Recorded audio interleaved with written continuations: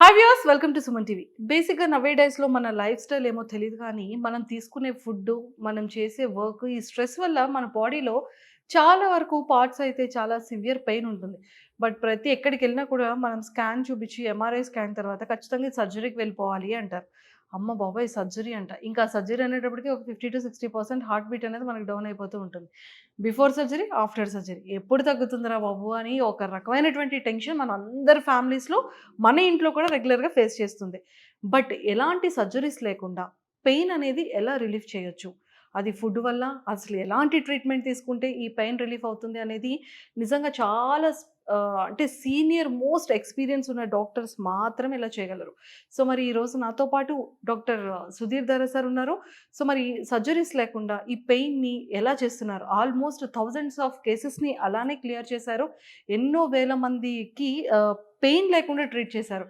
అసలు ఇది ఎలా జరుగుతుంది, అసలు ఎలా సాధ్యం అని తెలుసుకోవడానికి ఈరోజు నాకు చాలా డౌట్స్ ఉన్నాయి.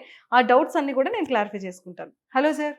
హలో అండి. Welcome to Suman TV. Thank you sir, బయట వాళ్ళు ఎంతమంది మీరు ట్రీట్ చేశారో నాకు తెలియదు, కానీ మా ఫ్యామిలీలోనే అసలు ఈ నీ వల్ల ఎలాంటి ప్రాబ్లమ్స్ ఫేస్ చేస్తారనేది నేను అడుగుతాను సార్.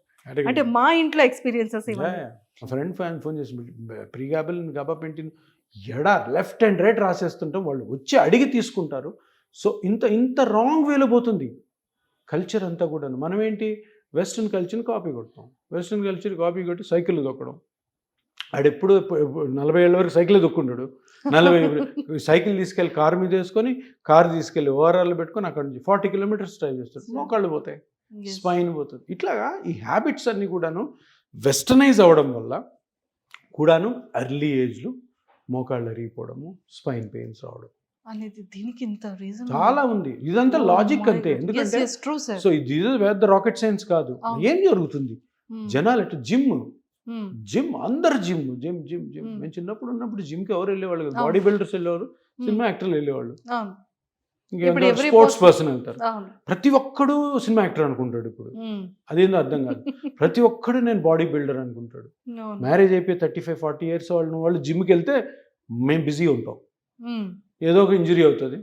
మన రకుల్ ప్రీత్ సింగ్ 80 kgs ఎత్తిందంట, డెడ్ వెయిట్ అంటారు దాన్ని. 80 kgs లిఫ్ట్ చేస్తే ఏమైంది, ఆ వెనకాల స్పైన్లో ఉన్న స్పైన్ మీద ఉన్న ఒక లేయర్ ఉంటుంది, అది కట్ అయింది.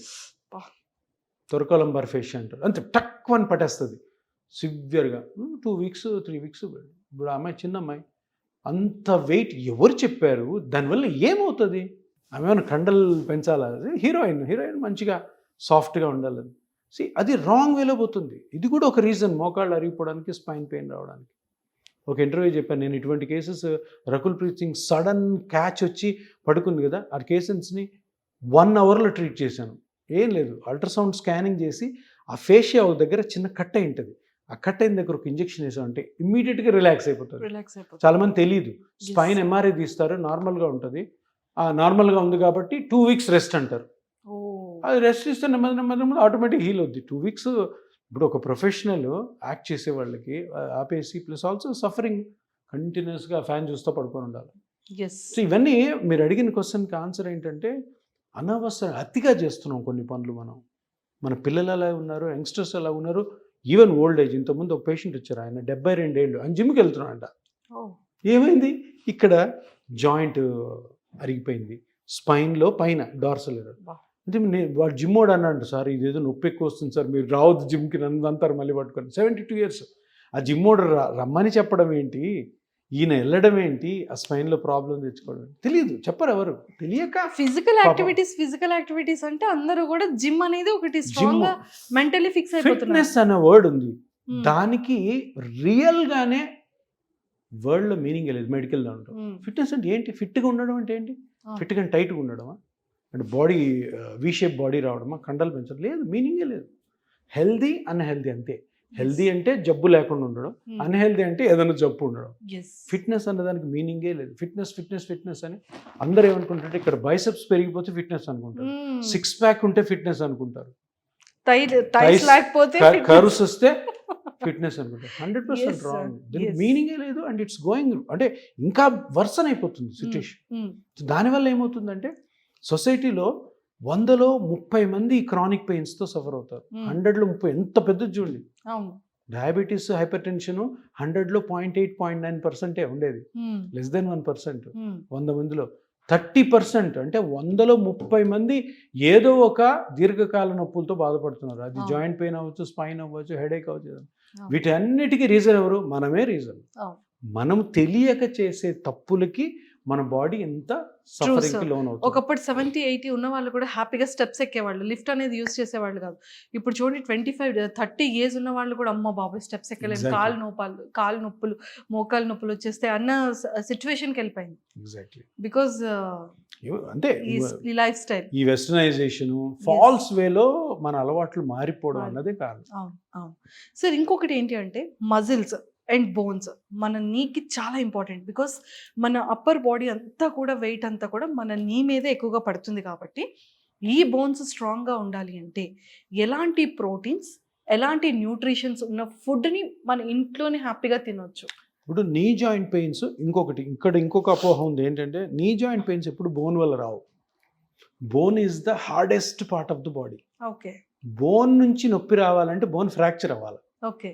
అదర్వైజ్ బోన్ నుంచి నొప్పి ఉండదు. లేదా బోన్ మీద ట్యూమర్స్ కానీ ఏదైనా డిసీజ్ ఉండాలి, బోన్ ఇన్ఫెక్షన్, ఆస్టియోమైలైటిస్ అంటారు. అంతేగాని అందరూ ఏమంటే బోన్ స్ట్రెంగ్త్ అంటారు. నీ జాయింట్ పెయిన్స్ బోన్ వల్ల ఎప్పుడు రావు. ఫస్ట్ ఆఫ్ ఆల్ మరి ఎందుకు వస్తుంది? ఇది నీ జాయింట్ అనమాట. మనం అనుకున్న 5 స్ట్రక్చర్స్ ఉంటాయి. 99% మీ మోకాల్లో కానీ దెబ్బ తగలకుండా నొప్పి వస్తే 99% కాజు ఈ కార్టిలేజ్ అరగడం. ఈ బ్లూగా ఉంది చూసారా? అవును సార్. ఇది కార్టిలేజ్ అంటారు. సార్ ఇప్పుడు మన రియల్ గా లోపల బ్లూ కలర్ లో ఉంటుంది. బ్లూ ఉండదు, ఇది చూపించడానికి వైట్ ఉంటుంది. ఈ వైట్ లాగా ఉంటుంది, ఇది వైట్గా ఉంటుంది. సో ఇది వైట్గా ఉంటుంది, బోన్ కూడా వైట్గానే ఉంటాయి. ఇవన్నీ వైట్గానే ఉంటాయి, ఏవి రెడ్గా ఉండవు. ఏదైనా కట్ అయ్యి బ్లడ్ వస్తేనే రెడ్గా ఉంటాయి, అన్ని వైట్గానే ఉంటాయి. ఈ కార్టిలేజ్ ఏంటంటే దీనిపైన ఇది 2 ఎముకల మధ్యలో కుషన్ లాగా యాక్ట్ చేస్తుంది, దిండు, షాక్ అబ్జార్బర్. ఇది వయసు రీత్యా అరుగుతుంది అందరికి. ఓకే. అది జనరల్గా నార్మల్గా ఉన్న ఇండివిజువల్లో ఒక 55 ఇయర్స్ నుంచి అరిగి 60 ఏజ్లో అది పెయిన్గా చేంజ్ అవుతుంది. సో అది జనరల్గా నార్మల్గా జరుగుతుంది. ఇప్పుడు నేను చెప్పిన మనం ఇంతకుముందు డిస్కస్ చేసుకున్న రీజన్స్ అన్నిటితోని 35కే ఇది అరిగిపోవచ్చు. ఇది అరిగిపోతే ఎందుకు వస్తుంది నొప్పి? ఇది అరిగిపోతే 2 బోన్స్ ఒకదాని మీదకి వచ్చి రబ్ అవుతాయి. 2 బోన్స్ ఇట్లా ఉన్నాయనుకోండి, మధ్యలో కార్టిలేజ్ ఉంటుంది, అది అరిగితే స్లోగా దగ్గరకు వచ్చి ఇది రబ్ అవుతుంది. రబ్ అయితే ఏమవుతుంది? ఇది థిక్నెస్లో తగ్గిపోతుంది. తగ్గి ఏమవుతుంది? ఇట్లా అవుతుంది. రెడ్ అయిందంటే అక్కడ రెడ్గా ఉంటుంది. మళ్ళీ రియల్గా బాడీలో ఇది బ్లూది వైట్గా ఉంటుంది, ఇది రెడ్ అవుతుంది, ఎందుకంటే లేసిపోయి ఉంటుంది. అర్థమైందా? దొక్కుపోయింది అంటారు చూడండి తెలుగులో, అది అట్లా ఉంటుంది. సో ఇది ఇట్లా అవుతుంది. దీన్నే ఆస్టియోఆర్థరైటిస్ అంటారు, ఇంక నథింగ్. అంటే ఇక్కడ మీరు గమనించాల్సింది ఏంటంటే, ఇంత చిన్న పార్ట్ అరిగితే ఎంతో నొప్పి వస్తుంది. ఎందుకు? దాని మీద బరువు పడుతుంది, నిలబడాలన్నా దాని పని కావాలి, నడుస్తున్నా దానివల్ల ఇది అవ్వాలి. సో ఇంత అరిగిపోతే మనం అందరం ఏమనుకుంటాం అంటే ఇదంతా చెడిపోయింది అనుకుంటాం. ఇది నీ జాయింట్ మొత్తం. అంటే మనం ఏమనుకుంటాం, నీపు పెయిన్ వస్తుందంటే ఇది మొత్తం చెడిపోయిందేమో అనుకొని ఇది మొత్తం తీసేసి కొత్తది పెట్టుకోవడానికి ప్రయత్నం చేస్తాం. అది కాదు, అది అపోహ. ఇంత చిన్న పార్ట్లో అరిగితే మొత్తం ఎందుకు తీసుకోవాలి? అది లేటెస్ట్ సైన్స్. సో మీరు అన్నట్టు బోన్ కాదు, బోన్ స్ట్రెంగ్తనింగ్ అవసరమే లేదు. స్ట్రెంగ్తనింగ్ అంతా కూడా ఈ సాఫ్ట్ పార్ట్స్కి కావాలి. కానీ ఈ సాఫ్ట్ పార్ట్స్ మీద బరువు పడకుండా ఈ మజిల్స్ ఏవైతే ఈ బోన్స్ మీద ఉంటే అవి స్ట్రెంగ్తన్ అవ్వాలి. Okay. Thank you sir, thank you so much. So చూసారు కదా, సుధీర్ సార్ చాలా చాలా చాలా అద్భుతంగా, చాలా క్లియర్గా చెప్పారు. నీ పెయిన్స్ అనేది, నీ ఇంజురీస్ అనేది చాలా డిఫరెన్స్ ఉంటుంది, చాలా ఏజ్ డిఫరెన్సెస్లో కూడా ఉంటుంది. ఆల్మోస్ట్ 25 ఇయర్స్ ఉన్న వాళ్ళకి ఒక కైండ్ ఆఫ్ ప్రాబ్లం ఉంటుంది, 30 ఒక కైండ్ ఆఫ్ ప్రాబ్లం ఉంటుంది, 75 ఒక టైప్ ఆఫ్ ప్రాబ్లం ఉంటుంది. సో అలా ఏజ్ గ్యాప్ను బట్టి మన నీకి సంబంధించి ఎలాంటి ట్రీట్మెంట్ చేసుకోవాలి వితౌట్ సర్జరీతో, ఆఫ్టర్ సర్జరీ తర్వాత కూడా ఎలాంటి పనులు చేయాలి, ఎలా పనులు చేయకూడదు, ఏం చేయాలి, ఏం చేయకూడదు అనేది కూడా ప్రాపర్ ట్రైనింగ్ ఉంటుంది. ఎవరెవరైతే చాలామంది నీతో ప్రాబ్లం ఫేస్ చేస్తున్నారో, ఎలాంటి సర్జరీ లేకుండా మీరు ఇక్కడ హ్యాపీగా చాలా ట్రస్టెడ్గా హార్ట్ మీద చేసుకుని ఇక్కడ ట్రీట్మెంట్ చేసుకోవచ్చు.